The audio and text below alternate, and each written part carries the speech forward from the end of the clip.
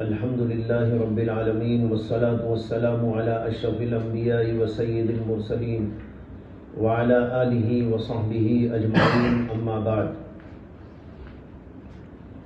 کتاب الایمان، باب قول النبی صلی اللہ علیہ وسلم بنی الاسلام علی خمس وهو قول وفعل ويزيد وينقص. امام بخاری رحمۃ اللہ علیہ نے کتاب الایمان کا سب سے پہلا باب باندھا ہے، باب قول النبی صلی اللہ علیہ وسلم بنی الاسلام علی خمس. اللہ کے نبی علیہ الصلاۃ والسلام کے اس قول کا باب کہ اسلام کی بنیاد 5 چیزوں پر ہے. یہ حدیث امام ترمذی، امام بخاری اسی باب میں آگے چل کے بیان کریں گے سند کے ساتھ.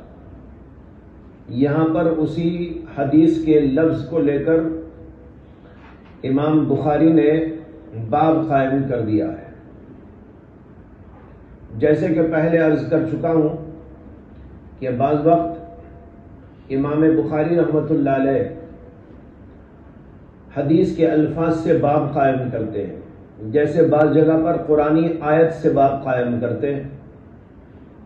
یہاں حدیث پاک سے باب قائم کیا، باب قول النبی صلی اللہ علیہ وسلم بنی الاسلام علی خمس. اس میں اشارہ دیا ہے امام بخاری نے کہ اسلام کئی چیزوں کے مجموعے کا نام ہے. ایمان مرکب ہے، بسیط نہیں ہے. جیسے کہ تفصیلات آپ کے سامنے تمہید میں بیان کر دی گئی کہ یہ مسئلہ اختلافی ہے کہ اسلام یعنی ایمان بسیط ہے یا مرکب. امام بخاری اس بات کے قائل ہیں اور جمہور محدثین بھی اس بات کے قائل ہیں کہ ایمان مرکب ہے. یہاں پر سوال یہ پیدا ہوگا کہ بحث تو چل رہی ہے ایمان کی اور حدیث لائے ہیں بنی الاسلام، اسلام کے بارے میں، جبکہ اسلام کے بارے میں بحث نہیں ہو رہی ہے.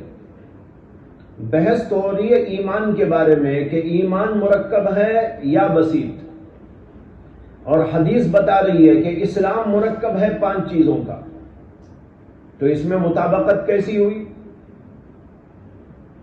اس کا جواب یہ ہے کہ امام بخاری رحمۃ اللہ علیہ کے نزدیک ایمان اور اسلام مترادف الفاظ ہیں.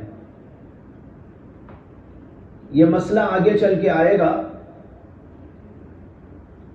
کہ اسلام اور ایمان دونوں ایک ہیں یا دونوں میں مغایرت ہے یا ان میں کیا نسبت ہے. قرآن و حدیث کے اطلاقات میں بعض جگہ پر اسلام اور ایمان کو 2 الگ الگ چیزوں کے طور پر ذکر کیا گیا. جیسے کہ حدیث جبریل میں آپ نے دیکھا کہ رسول اکرم صلی اللہ علیہ وسلم سے جبریل نے سوال کیا مل ایمان، تو آپ نے جواب دیا اور اس کے اندر کچھ چیزوں کا ذکر کیا. اور جب یہ پوچھا کہ اسلام کیا ہے تو نبی اکرم صلی اللہ علیہ وسلم نے اس کا دوسرا جواب دیا. دونوں کو الگ الگ بیان کیا، دونوں کے جوابات الگ الگ آئے. اس سے معلوم ہوا اسلام الگ ہے، ایمان الگ. لیکن بعض جگہ پر ایمان اور اسلام دونوں کو ایک ہی مانا کر استعمال کیا گیا ہے. ایسا بھی قرآن و حدیث میں آپ کو ملے گا.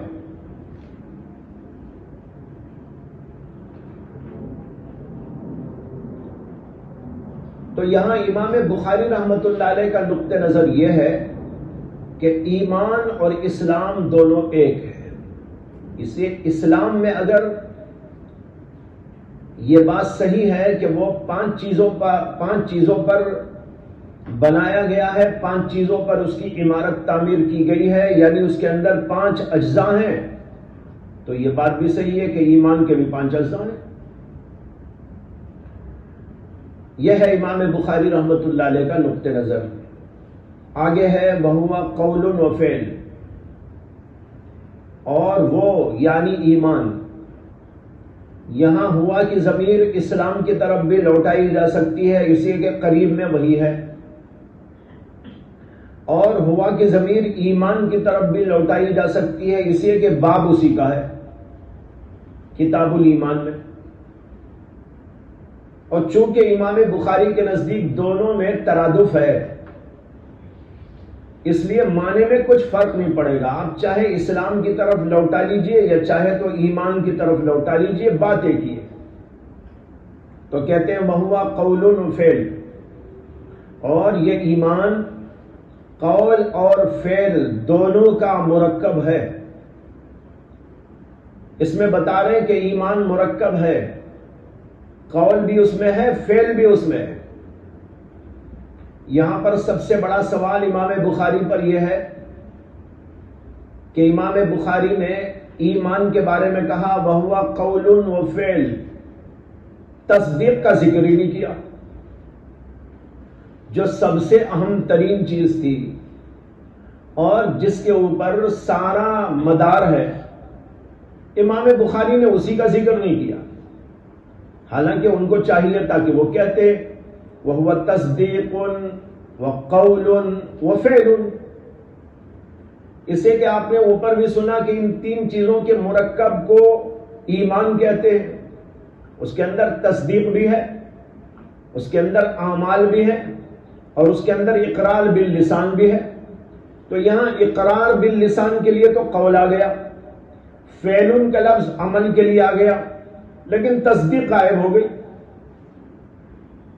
اس کا جواب شراح نے دو طریقے سے دیا ہے. بعض حضرات کہتے ہیں کہ امام بخاری کی مراد قول سے عام ہے،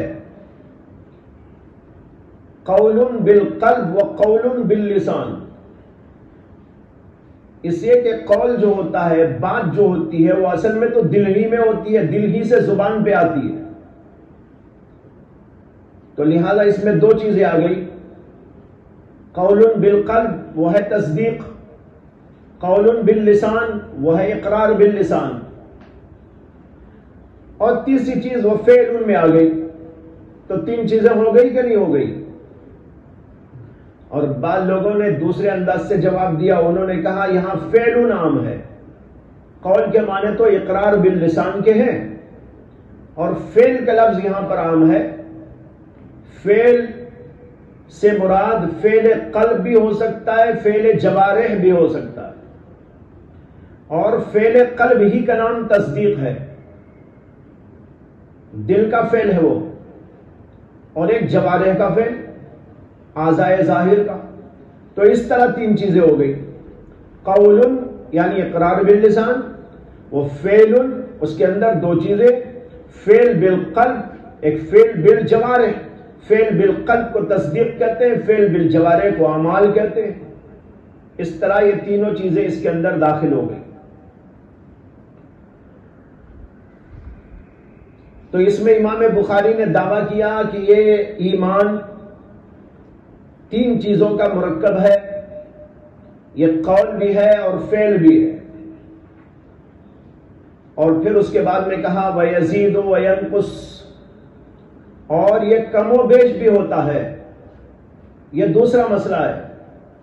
پہلا مسئلہ ہے کہ ایمان بسیط ہے یا مرکب، اس کو انہوں نے ذکر کیا قول و فعل کے، قول و فعل لفظ لا کر، اور دوسرے مسئلے کی طرف وَيَزِيدُ وَيَنْقُصُ سے اشارہ دیا کہ ایمان میں کمی بیشی بھی ہوتی ہے. اور تفصیلاً آپ کے سامنے بحث گزر گئی، لا معنی لِإِعَادَتِهِ.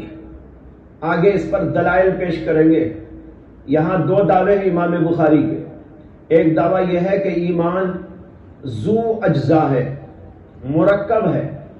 دوسرا دعویٰ ہے کہ وہ کم اور بیش ہوتا ہے، اعمال سے بڑھتا بھی ہے، اعمال کی وجہ سے گھٹتا بھی ہے.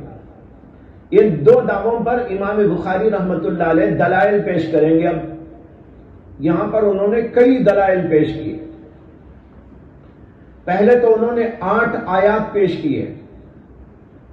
کہتے ہیں قال اللہ تعالی لیزدادوا ایمانا مع ایمانہم. اس کے اندر ایمان کی زیادتی کا ذکر ہے جیسے کہ واضح ہے. یہ آیت کریمہ صلح حدیبیہ کے سلسلے کی آیت ہے. جب حدیبیہ کی صلح واقع ہوئی تھی تو اس کے اندر آپ کو یہ بات معلوم ہے کہ صلح کے اندر بہت ساری شرائط بظاہر ایسی تھی جو دبی سی معلوم ہو رہی تھی، اور یہ محسوس ہو رہا تھا کہ اللہ کے نبی علیہ السلام نے ایسے شرائط پر صلح کر لی ہے جو کفار اور مسلمانوں کے درمیان برابر نہیں، بلکہ مسلمان کچھ دبے ہوئے اور جھکے ہوئے معلوم ہو رہے تھے. اس کے اندر ایک شرط یہ تھی کہ مسلمان اس سال عمرہ نہیں کریں گے، واپس چلے جائیں گے، جبکہ مکے کے بازو پہنچ چکے ہیں. لیکن انہوں نے کہا کہ ہم آپ کو اندر آنے نہیں دیں گے، آپ واپس جائیں، اگلے سال آئیں. اللہ کے نبی نے اس کو مان لیا.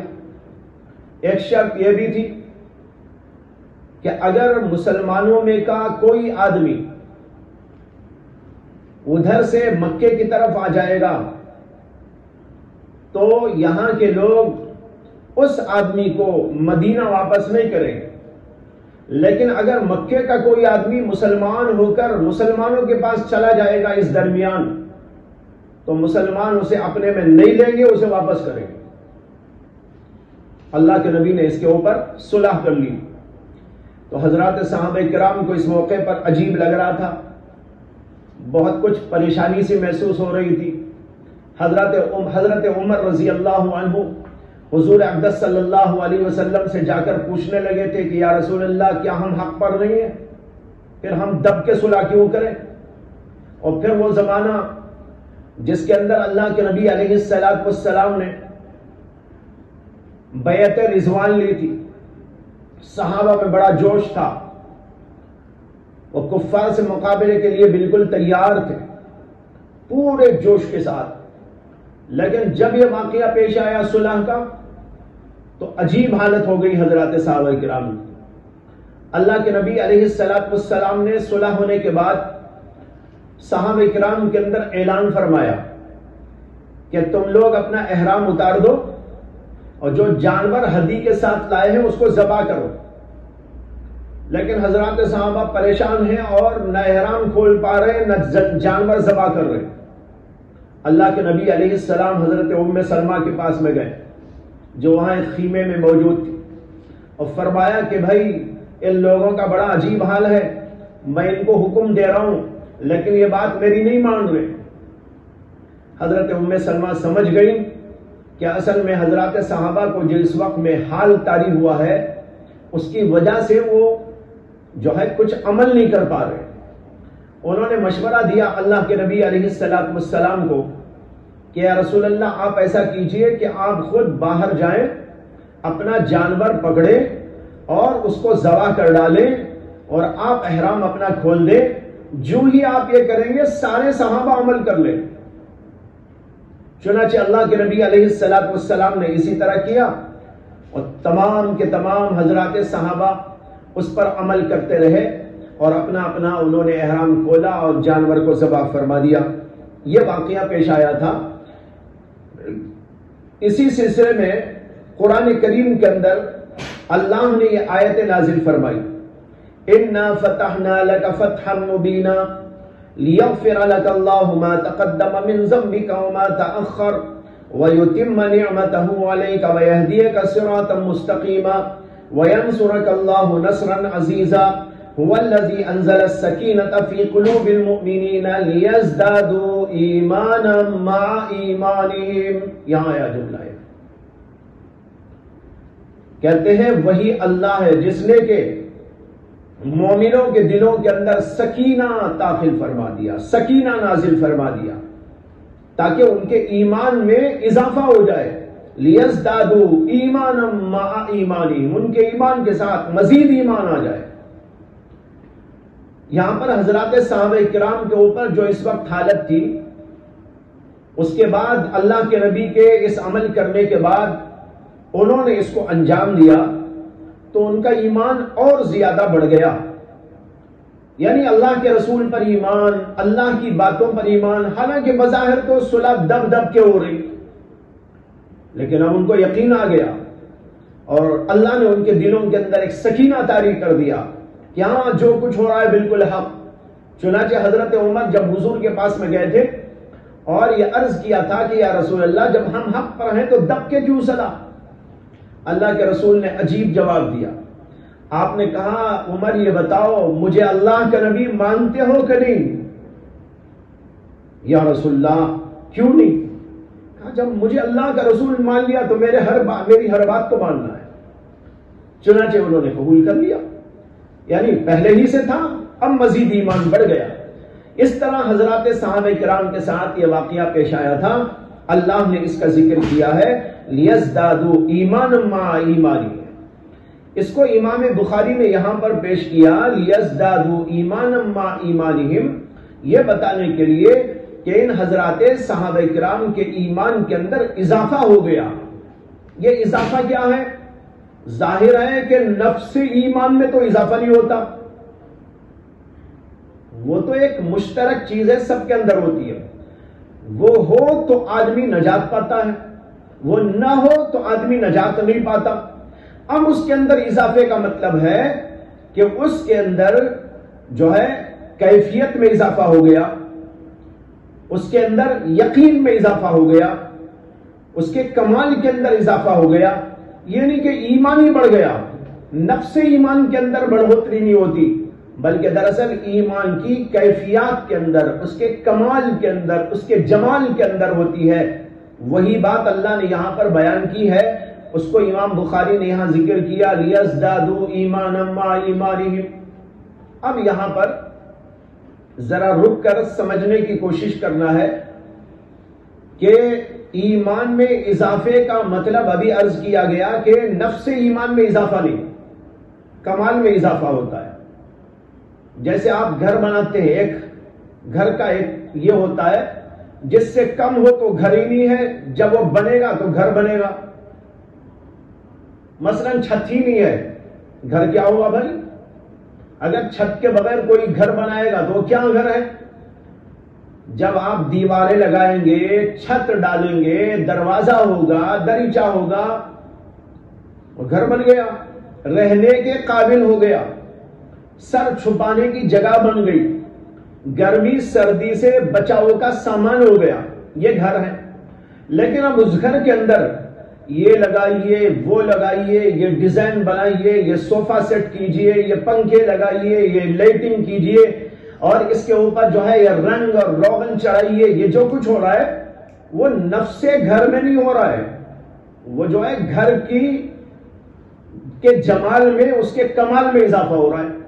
بالکل اسی طریقے پر ایک ایمان کا درجہ ہے جو نجات کے لیے ضروری، اس میں بڑھوتری نہیں ہوتی، ہاں اس کے اوپر بڑھوتری ہوتی ہے، اس کے کمال و جمال اور اس کے حسن و خوبصورتی کے اندر۔ اس کو اللہ نے یہاں پر کہا لیزدادوا ایمانا مع ایمانہم۔ اب یہاں پر یہ جمہور علماء کا مسلک ہے، حضرات اہل سنت کا، چاہے وہ محدثین ہوں چاہے متکلمین ہوں۔ تعبیر میں اختلاف ہے، یہ تو آپ نے پہلے پڑھ لیا، ذرا سی تعبیر کے اندر اختلاف رہا ان لوگوں کا، لیکن معنی کے اعتبار سے کوئی اختلاف نہیں۔ ابو حنیفہ وہی کہتے ہیں اور ماتوریدی وہی کہتے ہیں، اور وہی بات کہتے ہیں امام بخاری اور جمہور محدثین و اشاعرہ۔ ان کے درمیان لفظی طور پر تو فرق آیا، لیکن حقیقت کے اعتبار سے کوئی فرق نہیں۔ اب یہاں اختلاف ہے تو اختلاف ہے مرجئہ سے۔ امام بخاری یہ رد کر رہے مرجئہ کا، جو کہتے ہیں کہ ایک آدمی ایمان لانے کے بعد گناہ سے بچے کوئی ضروری نہیں، نیکیاں کرے کوئی ضروری نہیں، بلکہ وہ تو بس جہاں پہنچنا تھا پہنچ گیا، اس کے اندر کوئی اضافے کا امکان نہیں۔ امام بخاری ان کا رد کر رہے ہیں اور کہہ رہے ہیں لیزدادوا ایمانا مع ایمانہم، ارے ایمان میں اضافہ ہوتا ہے، نیکی کرو تو اضافہ ہوتا ہے، اور اللہ کی باتوں میں غور و فکر کرو تو اس کے اندر بڑھوتری ہوتی ہے، ایمان کی کیفیات کے اندر اضافہ ہوتا ہے، ایسے عجیب جذبات آ جاتے ہیں کہ آدمی بے قابو ہو جاتا ہے، یہ سب کچھ ہوتا ہے اور تم کہتے ہو کہ کچھ نہیں ہوتا اور عمل کرنے کی کوئی ضرورت نہیں۔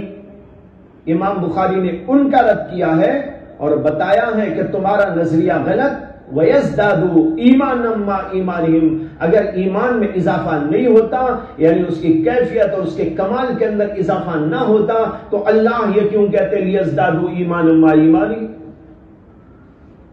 اچھا، امام بخاری نے دعویٰ تو کیا ہے یزید و ینقص دونوں کا، لیکن جتنے دلائل آئے ہیں وہ سارے دلائل اس بات کو بتاتے ہیں کہ ایمان میں اضافہ ہوتا ہے، کمی کا کہیں ذکر نہیں۔ ساری دلیلیں یہ بتا رہی ہیں ایمان میں اضافہ، کمی کا کوئی ذکر موجود نہیں۔ اب سوال پیدا ہوتا ہے کہ ایک دعوے کی دلیل تو دے دی امام بخاری نے، لیکن ینقص کی دلیل کیا ہے؟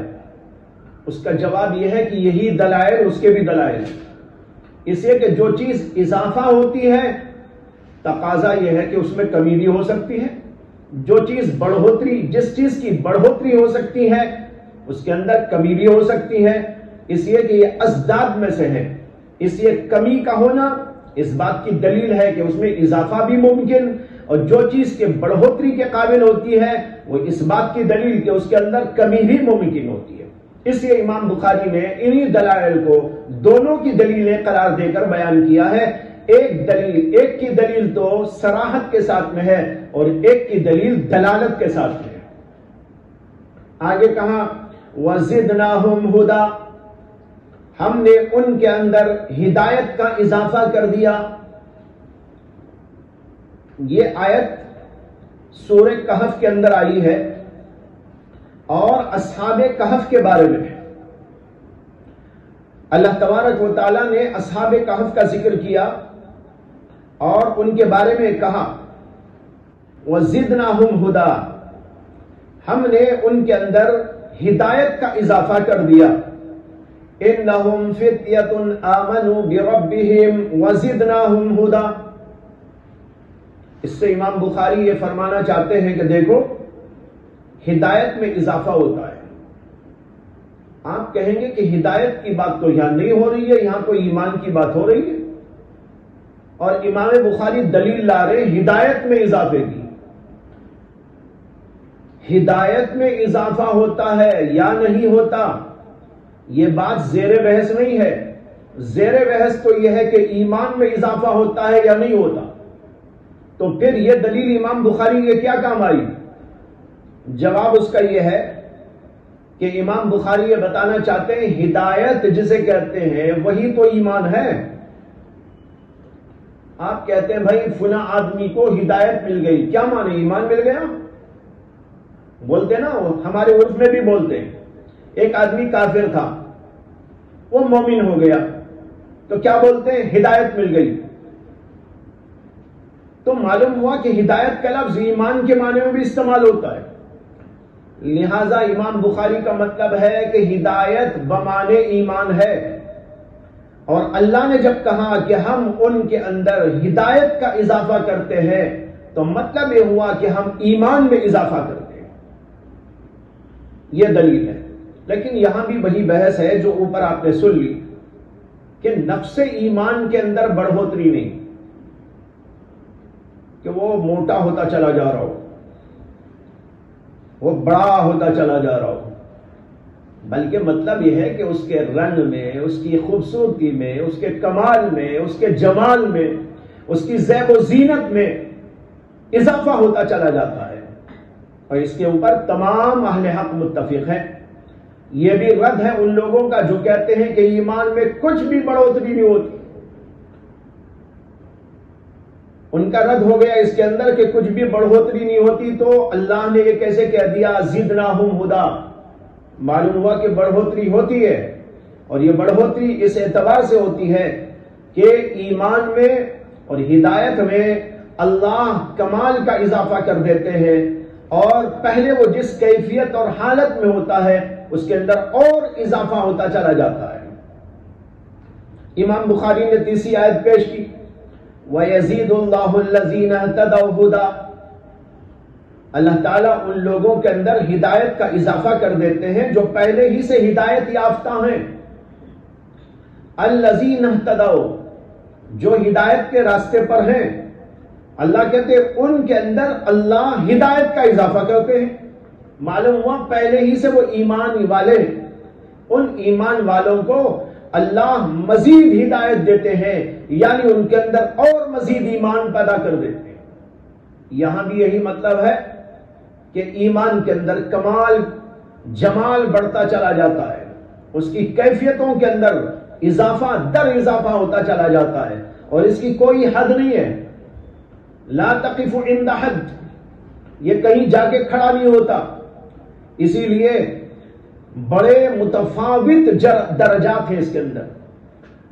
حضرت ابو بکر صدیق کا ایمان، پھر ادھر دیکھیے اللہ کے نبی علیہ السلام کا ایمان، اور پھر انبیاء کرام علیہ السلام کا ایمان، اور پھر حضرات صحابہ کا ایمان، پھر اس کے بعد تابعین و تبع تابعین کا ایمان، اولیاء اللہ کا ایمان، صالحین کا ایمان، صدیقین کا ایمان، شہداء کرام کا ایمان، عامت المسلمین کا ایمان۔ فرق ہے نہیں ہے؟ پھر عامت المسلمین میں بھی پتہ نہیں کتنے درجات بن جائیں گے، ہر ایک کا الگ الگ درجہ۔ عامت المسلمین میں بھی ایک وہ ہیں جو بڑے پکے نمازی، کچھ وہ ہیں جو ذرا نمازی تو ہیں کچے نمازی ہیں، ایک وہ ہیں جو خشوع اور خضوع کے ساتھ نماز پڑھنے والے، ذکر اذکار کے پابند، اور ایک وہ ہیں جو نماز کو بس واجبی طور پر ادا کر کے ختم کر لیتے ہیں۔ بڑا فرق ہے دونوں میں، ان کا ایمان اور ان کا ایمان زمین و آسمان کا فرق۔ اتنے سارے متفاوت درجات اس کے اندر موجود ہے۔ اس کو اللہ تعالیٰ نے کہا وَيَزِيدُ اللَّهُ الَّذِينَ اهْتَدَوْا هُدًى، اللہ اضافہ کر دیتے ہیں ان بندوں کے اندر ہدایت کا جو پہلے ہی سے ہدایت پر گامزن ہے۔ معلوم ہوا ہدایت یافتہ لوگوں کو مزید ہدایت ملتی ہے، یعنی ان کے اندر کمال در کمال پیدا ہوتا چلا جاتا ہے۔ آگے کہتے ہیں وَالَّذِينَ اهْتَدَوْا زَادَهُمْ هُدًى وَآتَاهُمْ تَقْوَاهُمْ، جو لوگ کے ہدایت پر ہیں اللہ نے ان کے اندر مزید ہدایت پیدا کر دی۔ زادہم ہدی وآتاہم تقواہم، اور ان کو ان کا تقوی عطا کر دیا۔ اب اس کے اندر بھی دیکھیے ہدایت پر ہیں والذین اہتدوا، ان لوگوں کے اندر زادہم ہدی، ہدایت کا اضافہ ہو گیا۔ یہاں بھی وہی مطلب ہے۔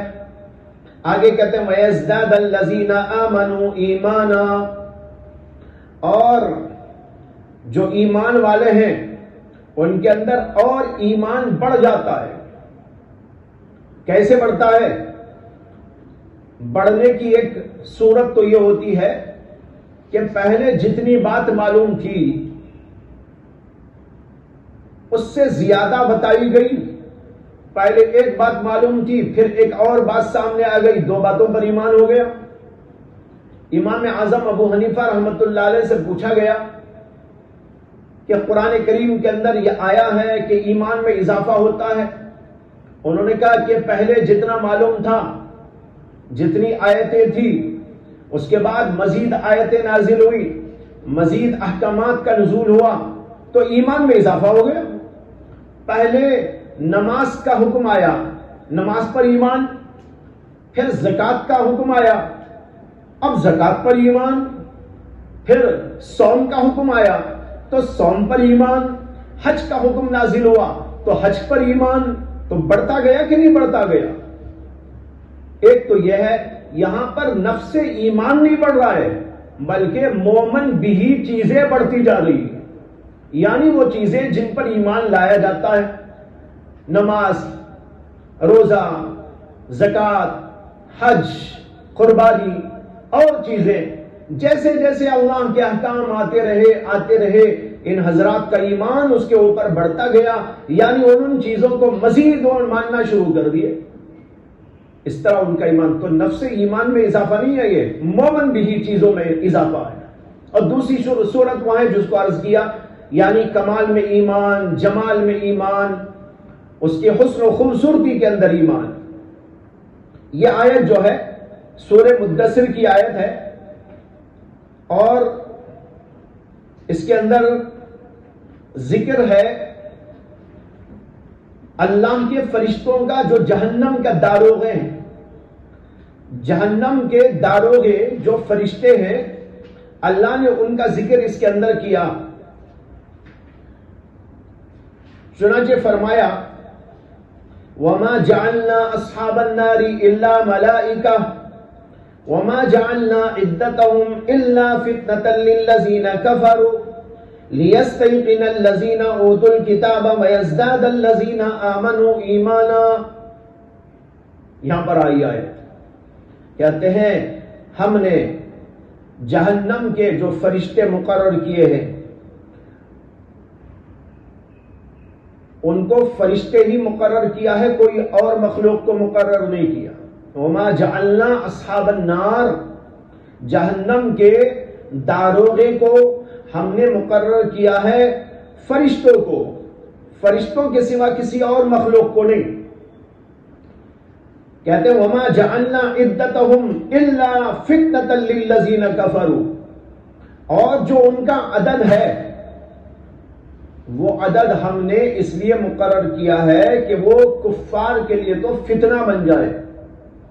لِيَسْتَيْقِنَ الَّذِينَ أُوتُوا الْكِتَابَ، اور اہل کتاب کے ایمان کے اندر اضافہ ہو جائے، ان کا یقین بڑھ جائے۔ وَيَزْدَادَ الَّذِينَ آمَنُوا إِيمَانًا، اور جو اہل ایمان ہے ان کے ایمان کے اندر اضافہ ہو جائے۔ اس کا خلاصہ یہ ہے کہ اللہ تبارک و تعالیٰ نے اوپر بتایا تھا علیہا 19، جہنم کے اوپر اللہ تعالیٰ نے 19 فرشتے مقرر کیے، علیہا 19۔ جب یہ آیت نازل ہوئی تو کچھ کفار اس کا مذاق اڑانے لگے، انہوں نے کہا کہ اچھا 19 فرشتے ہیں، ایک کہنے لگا 5 کو میں دیکھ لوں گا، دوسرا مذاق اڑاتے ہوئے کہا 2 کو میں ختم کر لوں گا، اور کچھ کہنے لگے میں اتنے کو دیکھ لوں گا، 19 ہی تو ہے نا، چلو ہم 4-5 مل کے سب کا صفایا کر دیں گے۔ اس طرح الٹی سیدھی ہانکنے لگے، مذاق اڑانے لگے، تفریح کرنے لگے۔ اللہ نے اس کے اوپر یہ آیت نازل کی اور کہا کہ ہم نے جہنم پر فرشتوں کو ہی مقرر کیا ہے، اور ان کا جو عدد ہے 19 کا عدد، یہ کافروں کے لیے تو باعث فتنہ ہے۔ اب دیکھو کتنا بڑا یہ فتنہ مچا رہے ہیں، فتنے مانے آزمائش، ان کی تو آزمائش۔ اور جو اہل کتاب ہیں ان کے یقین کے اندر اضافہ، اور ایمان والوں کے ایمان میں اضافہ، یہ 2 باتیں فرمائی۔ کیوں؟ اس لیے کہ جو قرآن کریم کے اندر یہ بات آئی کہ جہنم کے داروغے اللہ نے جو مقرر کیے ہیں وہ 19 فرشتے ہیں، یہی بات پچھلی کتابوں میں بھی موجود تھی۔ جو اہل کتاب پڑھتے تھے، یہود و نصارہ کے علم میں وہ بات تھی۔ اللہ نے کہا کہ ہم نے یہ جو نازل کیا ہے اس سے اہل کتاب کا ایمان بھی بڑھے گا قرآن پر، وہ سمجھیں گے کہ ہاں ہماری کتابوں میں بھی ہے یہ بات، ہم نے بھی پڑھ رکھا ہے یہ بات۔ اسی لیے قرآن کریم کے اندر انبیاء کے قصے جو پچھلی کتابوں میں آئے تھے ان کو بیان کیا گیا۔ بہت سارے حالات اور واقعات پچھلی قوموں اور ملتوں کے جو پچھلی کتابوں کے اندر اللہ نے بیان کیے تھے وہ سب یہاں ذکر کیے گئے، یہ بات بتانے کے لیے کہ یہ قرآن کریم کے اندر جو کچھ بیان کیا جا رہا ہے اس سے تم واقف ہو۔ اور محمد عربی صلی اللہ علیہ وسلم نے کبھی کسی سے پڑھا نہیں، کبھی کسی سے لکھنا نہیں سیکھا، کسی مدرسے میں اور کسی استاد کے پاس میں نہیں گئے، اور ان کو پڑھنا اور لکھنا آتا بھی نہیں، اور پھر ان کے اوپر یہ قرآن کی آیتیں آئی اور انہوں نے تمہارے سامنے یہ واقعات پیش کیے، تو اس سے بات واضح طور پر سمجھ میں آ گئی کہ اللہ ہی کا کلام ہے، کسی اور کا کلام نہیں۔ تو اس طرح ان کے ایمان میں اضافہ، کہ ہاں بھائی ہم نے بھی پڑھا ہے، تورات میں بھی آیا ہے، انجیل میں بھی آیا ہے، فلاں صحیفے میں بھی آیا ہے۔ اور ایمان والوں کے اندر اضافہ اس لیے کہ ایمان والوں کا حال تو یہ ہے کہ جو بھی اللہ کی بات آتی ہے اس کو وہ مانتے ہیں اور قبول کرتے ہیں، اور ان کے ایمان کے اندر تر و تازگی پیدا ہوتی چلی جاتی ہے، وہ کسی چیز کا انکار نہیں کرتے۔ یہ ہے جو اللہ تعالیٰ نے اس کے اندر فرمایا۔ اس کے بعد کہتے ہیں وَقَوْلُهُ عَزَّ وَجَلَّ أَيُّكُمْ زَادَتْهُ هَذِهِ إِيمَانًا فَأَمَّا الَّذِينَ آمَنُوا فَزَادَتْهُمْ إِيمَانًا۔ قرآن میں اللہ تعالیٰ کہتے ہیں کہ تم میں سے کس کے ایمان میں اضافہ ہوتا ہے؟ پھر جواب دیتے ہیں فَأَمَّا الَّذِينَ آمَنُوا، جو لوگ ایمان والے ہیں، فَزَادَتْهُمْ إِيمَانًا، تو جو آیت نازل ہوئی وہ آیت ان کے ایمان کے اندر اضافہ کر گئی۔ جب آیتیں نازل ہوتی تھی تو اس وقت میں مسلمانوں کا ایمان مزید بڑھتا چلا جاتا تھا۔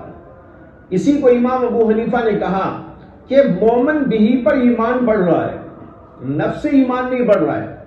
پہلے ایک آیت آئی تھی اس کو مانو، پھر اس کے بعد دوسری آیت آئی اس کو مانو، جیسے جیسے آیتوں کا نزول ہو رہا ہے اس طرح مانتے چلے جا رہے ہیں۔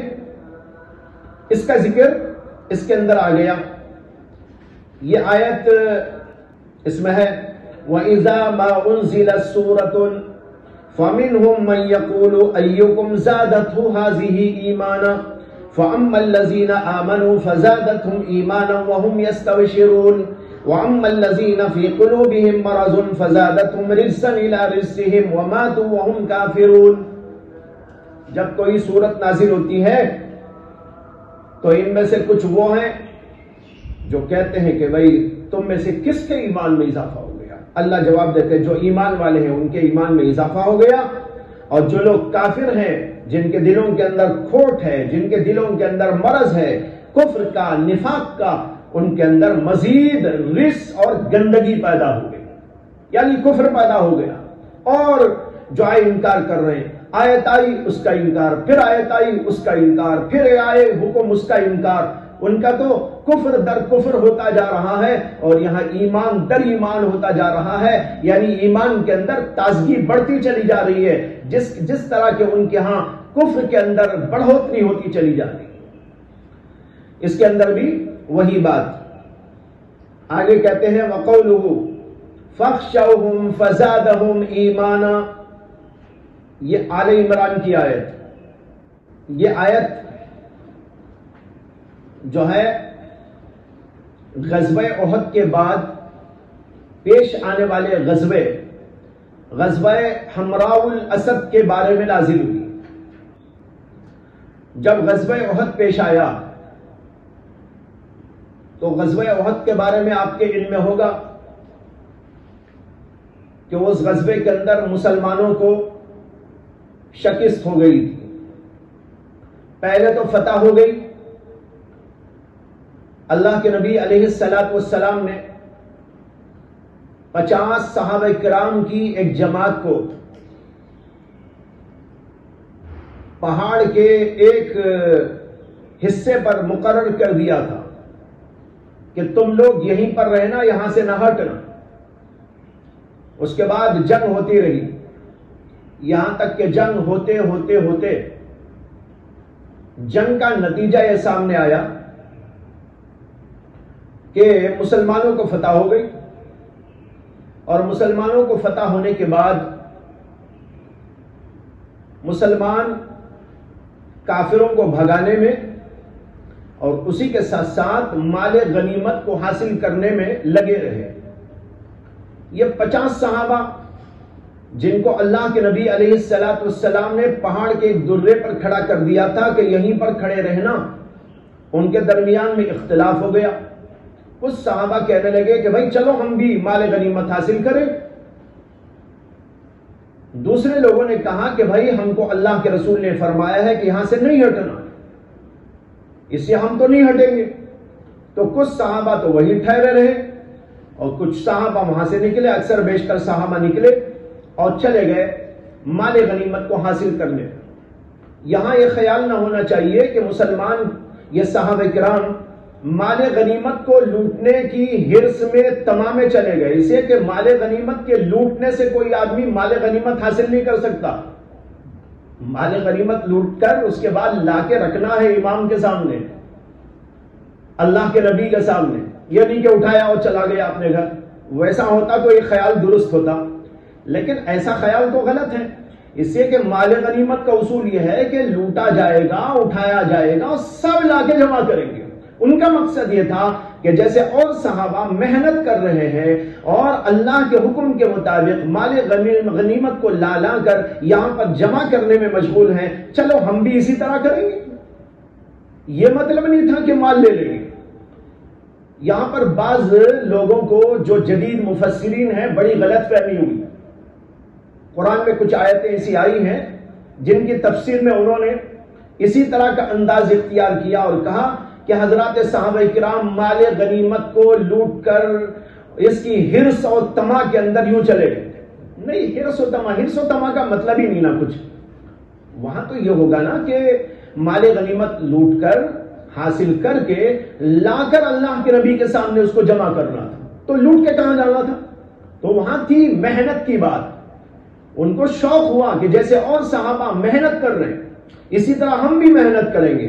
یہ محنت بالکل ایسی ہے جیسے مسجد بنائی جا رہی ہو اور وہاں ہر آدمی یہ خواہش کرے میں بھی اینٹوں کو لے کے جاؤں، میں بھی اینٹوں کو لے کے جاؤں۔ تو جیسے وہ خواہش صحابہ کی بھی یہی خواہش تھی کہ ہم بھی لوٹے، یعنی ہمارا بھی کچھ حصہ اس میں لگے کہ ہماری محنت اور ہماری جستجو اس کے پیچھے کام آ جائے۔ بہرحال یہ ہوا، ادھر یہ چل رہا تھا اور دوسری طرف یہ کفار جو بھاگے تھے انہوں نے ذرا آگے بڑھنے کے بعد وہاں پر جا کر ایک پروگرام تیار کیا اور اچانک پیچھے کی طرف سے جہاں اللہ کے نبی نے 50 ان صحابہ کرام کو کھڑے ہونے کا حکم دیا تھا اسی طرف سے آ کر اچانک انہوں نے حملہ کر دیا۔ اس حملے کا نتیجہ ہوا کہ حضرات صحابہ منتشر ہو گئے، اس سے کہ ان کے دماغ ہی میں نہیں تھا کیسا حملہ ہوگا، بالکل بے خبر مال غنیمت کے حاصل کرنے میں۔ اب یہاں اچانک جو حملہ ہوا اس کی وجہ سے حضرات صحابہ کرام کے اوزان خطا ہو گئے۔ اللہ کے نبی ایک طرف ہو گئے، صحابہ کرام ایک طرف ہو گئے، کسی کو خبر نہیں اللہ کے نبی کہاں ہے۔ ایک دو صحابہ حضور کے ساتھ میں ہے، وہاں کوئی موبائل فون نہیں تھا کہ ایک دوسرے کو اطلاع دے دیں۔ تو سارا مجمع منتشر ہوا اور یہ لوگ آ کر حملہ کرنے کے بعد اسی وقت میں اللہ کے نبی علیہ السلام پر بھی کفار نے حملہ کیا تھا اور آپ کے دانت ٹوٹ گئے تھے، آپ کو معلوم ہے یہ واقعہ ہوا۔ بہرحال یہ ہونے کے بعد جو ہے وہاں سے کفار بھی چلے گئے۔ یہ ایسی صورتحال میں معاملہ ٹھہرا کہ کسی کی یہ سمجھ میں نہیں آیا کہ جیت مسلمانوں کی ہوئی ہے یا کافروں کی۔ اس لیے کہ پہلے تو مسلمانوں کی جیت ہوئی یقینی، لیکن پھر حملہ ہونے کے بعد کوئی مستقل جنگ تو نہ ہوئی، بس کچھ عجیب و غریب سما ہوا، باتیں ہوئی، کچھ نعرے ہوئے، کچھ یہ ہوا اور کچھ وہ ہوا، پھر افراتفری ہوئی، اس کے بعد میں لوگ نکل کے چلے گئے۔ اب کافر لوگ وہاں سے جانے کے بعد سوچنے لگے ارے ہم نے کتنی بڑی غلطی کی، مسلمانوں کو ختم کرنے کا تو بڑا اچھا موقع ہم کو تھا، اسی وقت ہم ڈٹ جاتے اور ان کو ختم کر دے تو کتنا اچھا تھا، لیکن ہمارے تو دماغی میں نہیں آیا۔ اب وہاں جا کے سوچنے لگے۔ پھر اس کے بعد جو ہے ان لوگوں نے کچھ میٹنگ کی اور پھر کچھ حملے کی تیاری کی، لیکن ہمت نہیں ہو رہی تھی۔ انہوں نے اتنا کیا کہ مسلمانوں کے درمیان میں ایک بات پھیلا دیں تاکہ مسلمانوں کے حوصلے پست ہو جائیں، اس لیے کہ ادھر بھی کچھ ایسا پروگرام بن رہا تھا اللہ کے نبی علیہ السلام کی طرف سے۔ تو ان لوگوں نے چاہا کہ مسلمانوں کے ہم جو ہے حوصلے پست ہو جائیں، اس کے لیے ایک دو چار آدمیوں کو انہوں نے بات چیت کی اور جو ہے یوں بات پھیلانے کے لیے بھیج دیا کہ جا کر یہ بات پھیلا دینا ادھر مدینے میں کہ جو ہے مکے والے پوری تیاری کر چکے ہیں اور زبردست قسم کی تیاری کے ساتھ ابھی حملہ ہونے والا ہے۔ وہاں پر یہ بات پھیلی، جو ہی پھیلی تو سارے کے سارے مسلمان جمع ہو گئے۔ اللہ نے اس واقعے کا ذکر کیا ہے، الذین قال لهم الناس ان الناس قد جمعوا لكم فاخشوهم فزادہم ایمانا. کیا عجیب آیت. کہتے ہیں لوگوں نے ان سے کہا، یہی لوگ آئے تھے نا، انہوں نے آ کے کہا ان الناس قد جمعوا لکم، ارے لوگ یعنی مکے والے لوگ تو تمہارے لیے جمع ہو چکے ہیں، انہوں نے ساری تیاریاں کی ہیں، لہذا ذرا بچ کے رہنا. یہ خوف پیدا کرنے کے لیے کہا. لیکن جو ہی یہ بات کہی، اللہ کے نبی علیہ السلام نے صحابہ کرام کو جوڑا اور کہا کہ دیکھو ایسی سی بات آ رہی ہے، کیا خیال ہے؟ سب نے کہا کہ چلو ہم بھی چلتے ہیں یا رسول اللہ، ہم اس کے لیے تیار ہیں. فزادہم ایمانا، ان کا ایمان اور مضبوط ہو گیا. یعنی انہوں نے اپنا پورا جوش دکھایا. انہوں نے کہا نہیں ہم تو ٹلنے والے نہیں. حالانکہ ابھی تو ایک جنگ کے ساتھ واپسی ہوئی ہے اور چور شور ہو چکے ہیں اور ہر ایک آدمی کہیں نہ کہیں زخم خوردہ ہے، آرام کئی دنوں سے نہیں ملا ہے. لیکن ان ساری باتوں کے باوجود اللہ کے نبی علیہ السلام کی طرف سے یہ بات آتے ہی ان سب لوگوں نے کہا کہ ہم ان کے لیے جو ہے تیار ہیں، اس کام کے لیے تیار ہیں. اس کو اللہ نے کہا فزادہم ایمانا. یہاں بھی وہی ایمان سے ایمان کے کمال میں جمال میں اضافہ مراد ہے.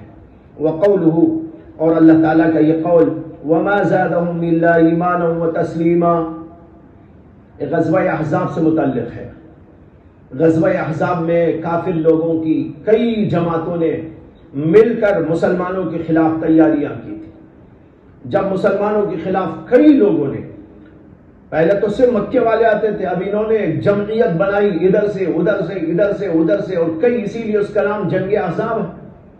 جب جنگ احزاب کے واقعہ پیش آیا اور سب لوگ جمع ہو گئے تو مسلمانوں نے اس کو دیکھ کر کہا کہ جو ہے اللہ نے اس کا وعدہ کیا تھا، یہ وعدہ پورا ہو رہا ہے.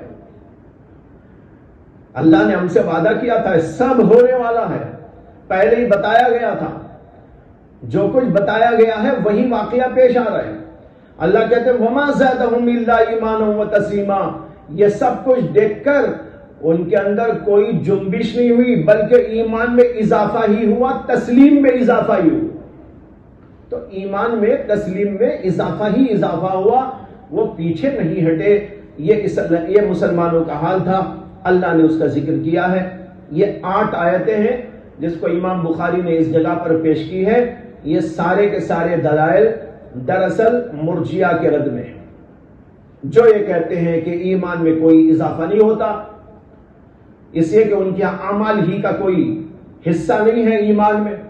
وہ کہتے ہیں بس ایمان لایا تو اس کے ساتھ اب کچھ بھی اسے نقصان دینے والی چیز نہیں، پوری زندگی عمل نہ کرے لیکن اس کا ایمان تو بس بہت زبردست ایمان ہے، اور وہ کتنی بھی معصیتیں کر لے، گناہ کر لے، لیکن اس کے ایمان کے اندر کچھ فرق آنے والا نہیں.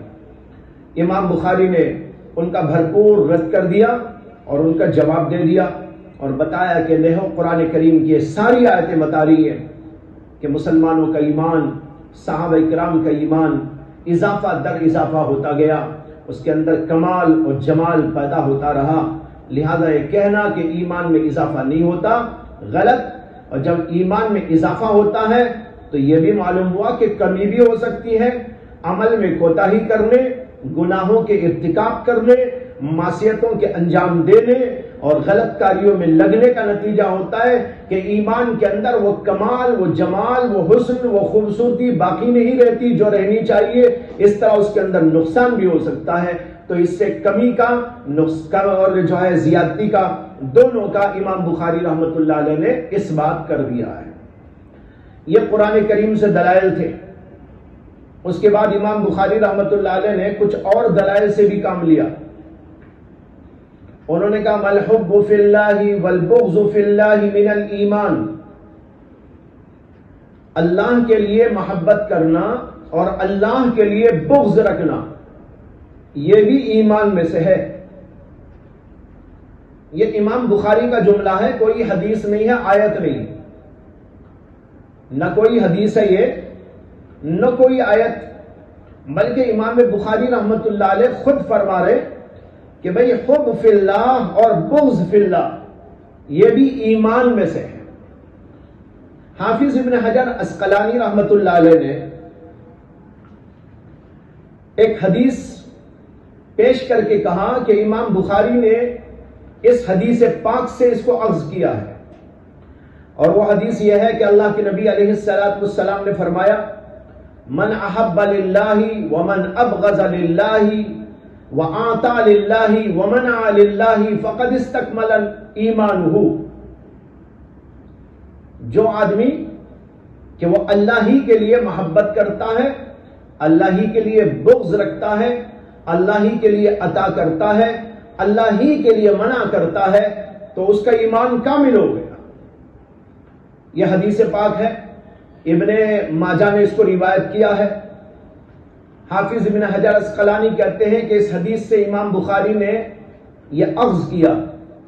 اگر امام بخاری نے اس حدیث سے اس کو اخذ کیا ہے تو یہ حدیث امام بخاری کی واضح دلیل ہے، امام ابو حنیفہ کی واضح دلیل ہے، اسے کہ امام ابو حنیفہ نے کہا ایمان کا کمال بڑھتا ہے، اعمال سے ایمان یعنی نفس سے ایمان نہیں بڑھتا بلکہ ایمان کا کمال و جمال بڑھتا ہے۔ دیکھیے حدیث کے الفاظ من احب للہ وابغض للہ وآطا للہ ومنع للہ فقد استکمل ایمان، یا ایمان کے کمال کے بارے میں بتایا کہ اس کا ایمان کامل ہو جاتا ہے۔ معلوم ہوا کہ کمال بڑھتا ہے، جمال بڑھتا ہے، نفس سے ایمان نہیں۔ تو امام بخاری رحمت اللہ علیہ کی یہ دلیل امام ابو حنیفہ رحمت اللہ علیہ کے مسلک کی واضح دلیل ہو گئی۔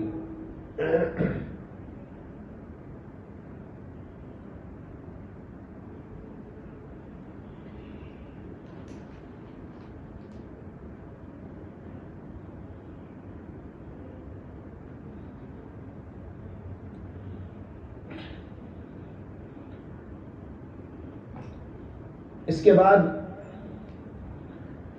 امام بخاری رحمت اللہ علیہ نے حضرت عمر بن عبد العزیز رحمت اللہ علیہ کا ایک ارشاد نقل کیا ہے جو انہوں نے عدی ابن عدی کو لکھا تھا۔ یہ عدی ابن عدی یہ حضرت عمر بن عبد العزیز کی جانب سے جزیرہ ابن عمر کے گورنر تھے۔ جزیرہ ابن عمر ایک جگہ کا نام ہے، اور اس ابن عمر سے مراد حضرت عبداللہ بن عمر نہیں ہے، کہ کوئی اور عبداللہ بن عمر ہے، ان کی طرف اس جزیرے کی نسبت ہے۔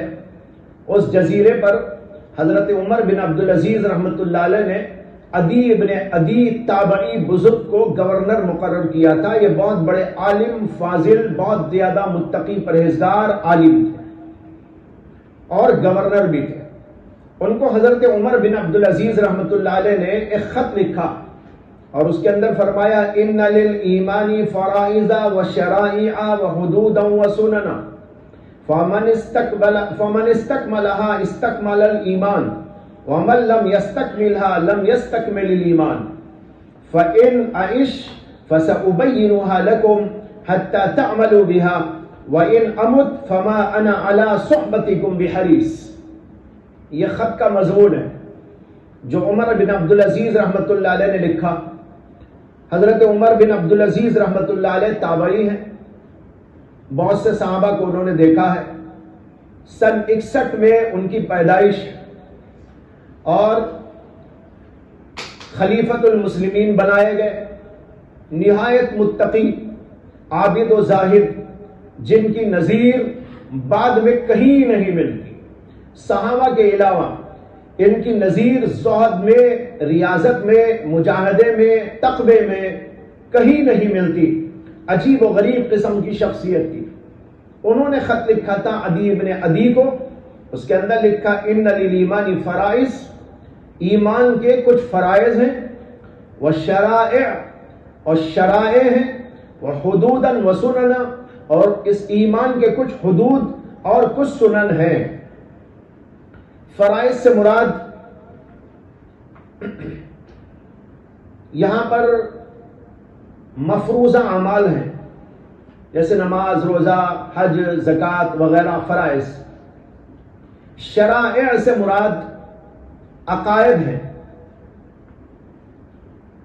حدودن سے مراد بعض علماء نے ممنوعات یعنی منہیات کو لیا ہے، جو چیزیں نہیں کرنے کی یعنی حرام چیزیں، اور بعض لوگوں نے حدود سے مراد وہ تعزیراتی احکام لیے ہیں جو گناہوں پر سزا جاری ہوتی ہے، اس کو بھی حدود کہا جاتا ہے. وہ سنن، اور ایمان کے کچھ سنن بھی ہیں، آداب بھی ہیں.